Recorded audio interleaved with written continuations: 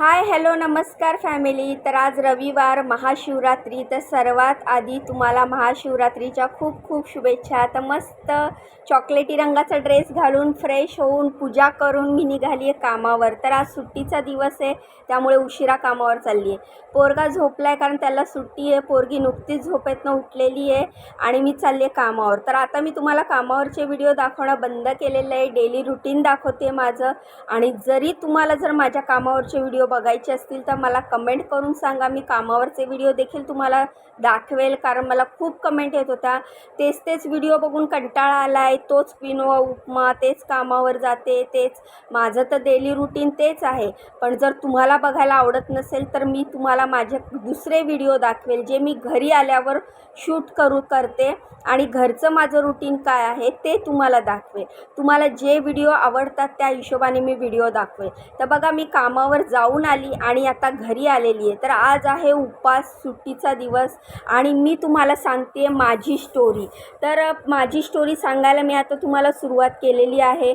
तर माझ्या मागच्या तुम्ही पार्ट 4मध्ये जर तुम्ही माझा पार्ट 4 बघितला असेल तर पार्ट 4मध्ये मी तुम्हाला सांगितलं की माझं लग्न कसं ठरलं आणि लग्नाची सगळी खरेदी, लग्नाची सगळी अरेंजमेंट मी आणि माझ्या भावानी कशी केली. तर आता त्याच्या पुढचं तुम्हाला सांगते. ठीक आहे. तर हॉल तर आमचा बुक झाला होता 5,500मध्ये. कॅटरस पण बुक झालं होतं, भटजी पण बुक झाला होता आणि मी आणि माझ्या भावानी आम्ही काही जे हॉलमध्ये, कारण तो हॉल आहे ना म्हणजे मंदिरासारखा होता, तिकडे काही सजावटीचं नव्हतं. तर असं सजावटीचा पडदा वगैरे जे पहिले असायचा ना तर तसा तो पडदा वगैरे आणून आम्ही स्वतः सजावट केली. शिवाय हारवाल्याला पण मी आणि माझ्या भावानी जाऊन सांगितलं. मात्र जे त्यांना माझ्या नवऱ्याला डोक्यावर जे असतं ना पगडी असते बघा, काय म्हणतात त्याला मला एवढं नाही माहिती, पण ती पगडीसुद्धा सांगायला, कारण मला खूप हौस होती. इवन मी माझ्या नवऱ्यासाठी बुटंसुद्धा आणायला स्वतः गेली होती. बुटं मी माझ्या चॉईसनी त्यांना घेऊन आलेली आणि त्यांना जे कपडे, मला असं वाटत होतं की त्यांनी शेरवानी घालावा पण त्यांना कोट घालायचा होता, ब्लेझर. तर मी त्यांना बोलून घेतलेलं कल्याणला आणि मग आम्ही मस्त अशा छानशा दुकानातनं छान रंगाचा, पर्पल रंगाचा असा त्यांच्यासाठी ब्लेझर बनवून घेतला. म्हणजे ऑर्डर दिली त्याला त्यांच्या साईजचा बनवायला. आणि मग त्यानंतरनं लग्नाचा दिवस उजाडला. लग्नाच्या 1-2 दिवस आधी पाहुणे वगैरे आलेले. काही पाहुणे आमच्या घरी होते, काही पाहुणे माझ्या मोठ्या काकांच्या घरी होते, कारण आमचं घर खूपच लहान होतं. घरामध्ये पाहुण्यांनी खूपशी मदत केली, हळद काढण्यापासून वगैरे बाकी सगळ्या गोष्टी केल्या. त्यानंतरनं लग्नाचा दिवस उगवला. तुम्ही मला सांगा, लग्नाच्या दिवशी नवरी हॉलवर मस्तपैकी तयार वगैरे होऊन जाते ऐन लग्नाच्या वेळेला आणि जरी लवकर गेली हॉलवर तर तयारी करायला किंवा मेकअप करायला जाते.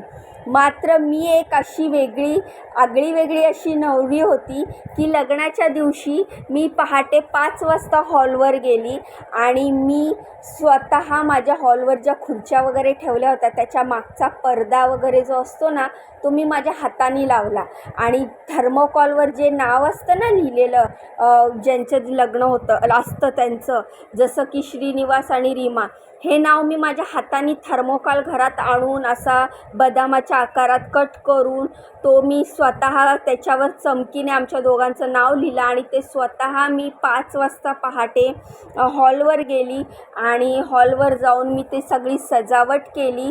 माझ्यासोबत माझा भाऊ होता आणि मग आम्ही दोघांनी मिळून केलं. मग त्यानंतरनं एक माझ्या भावाची मैत्रीण होती, ती आलेली माझी थोडीशी तयारी करून देण्यासाठी.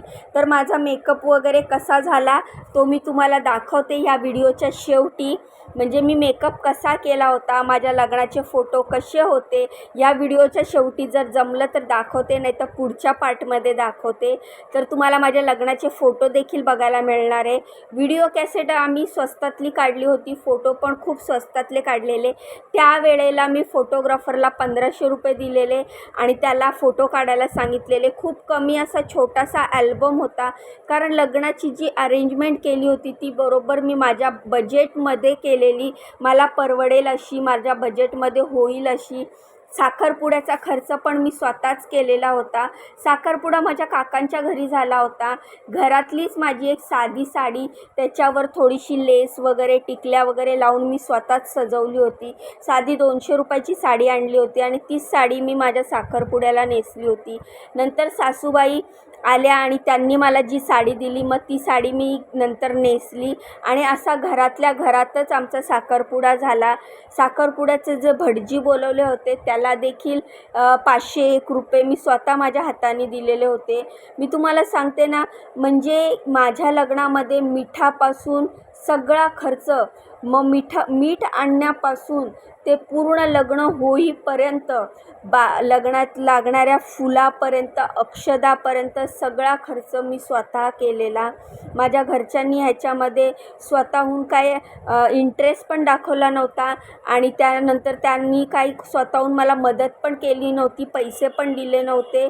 माझ्या आईला वडिलांना देखील कपडे लग्नाचे मी स्वतःच खरेदी केलेली. बस्ता फाडायला पण मी माझ्या भावाबरोबर गेलेली. सगळ्या गोष्टी मीच स्वतः केल्या होत्या. आणि आजचा बघा हा महाशिवरात्रीचा दिवस आहे आणि आम्ही आलो आहे बम बम भोले शंकराच्या पाया पडायला. आमच्या घराच्या बाजूलाच हे छोटंसं शंकराचं मंदिर आहे.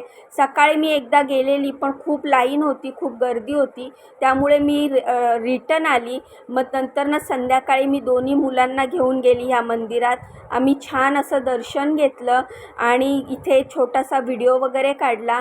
महाशिवरात्रीचा आम्ही सर्वांनी उपवास केलेला आहे आणि हा उपवास उद्या आम्ही सोडणार आहे. आणि जे तुम्ही पुरण वगैरे वाटताना माझ्या मिस्टरांना बघितलं आहे ना, ती उद्याची तयारी आहे. कारण मला उद्या कामावरनं येऊन 12च्या आधी नैवेद्य बनवणं शक्य नाही, म्हणून मी महाशिवरात्रीच्या दिवशी दुपारी डाळ भिजत घातली, त्यानंतर संध्याकाळी कुकर लावला, पुरण बनवलं. मिस्टरांना मला खांद्याचा म्हणजे मानेचा त्रास आहे ना, माझी नस दबली आहे, तर त्यामुळे मला ते पुरण पात्रातनं पुरण वाटता येणार नाही. तर माझे मिस्टर बोलले की मी पुरण वाटतो. तर एवढं अर्धा किलोच्या वर पुरण होतं हे माझ्या मिस्टरांनी वाटलं. उद्या पुरणपोळ्या करायच्या आहेत, पण पुरणाची तयारी आज करून ठेवली ना, मग मला कामावरनं आल्यावर घाई गडबड होणार नाही. बरं, पुढचा पण व्हिडिओ मी पुरणपोळी केली त्याच्यासोबत काय काय केलं ते देखील तुम्हाला माझ्या व्हिडिओतनं बघायला भेटणार आहे. तर महाशिवरात्रीच्या पुढचा म्हणजे सोमवारचा व्हिडिओ पण मी तुमच्याबरोबर लवकरच शेअर करेल. तर अशा प्रकारे छान अशी पूजा केली. गर्दी नसल्यामुळे आम्हाला खूप वेळ थांबता आलं तिकडे. आणि तुम्ही महाशिवरात्रीला देवळात गेलेले का? तुम्ही बम बम भोलेचं दर्शन घेतलं का? मला कमेंट करून सांगा आणि कमेंटमध्ये ओम नमः शिवाय नक्की लिहा. तर आता फायनली माझ्या लग्नाची पूर्ण तयारी झाली आणि लग्नाचा दिवस उगवला. पहाटे मस्त जाऊन मी हॉल वगैरे सजवला. त्यानंतर माझ्या चुलत भावाची मैत्रीण आलेली, जिने माझा थोडाफार मेकअप करून दिला. आणि मेकअप केल्यानंतर मी कशी दिसते हे तुम्ही माझ्या लग्नातले फोटो जे पुढच्या ब्लॉगमध्ये बघाल ते बघून नक्की सांगा की मी कशी दिसत आहे लग्नामध्ये. आणि लग्नामध्ये मी खूप रडली. लग्नामध्ये पण आमचा एक वेगळंच गोंधळ झाला. तो काय झाला, कसा झाला हे मी तुम्हाला पुढच्या व्हिडिओत सांगेल. तर हा आजचा व्हिडिओ इथपर्यंतच होता. तर पार्ट 5 आपला संपलेला आहे.